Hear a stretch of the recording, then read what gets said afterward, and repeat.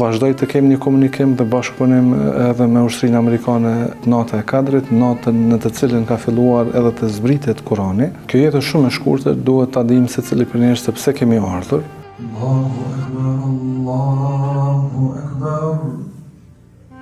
Që nga viti 2006 kam filluar të shërbej si imam, që nga atëherë kur isha edhe nxënës në shkollën e mesme Medresia Alaudin në Prishtinë, dhe që nga atëherë deri më sot shërbej si imam në shtëpinë e Zotit.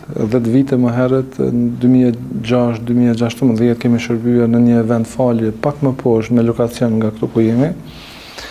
Pastaj që nga 9 dhjetori viti 2016 shërbejmë në xhami, në këtë xhami që tani ndodhemi, që 8 vite, tani pothuajse jemi në vitin e 9 që po i mbushim si xhami.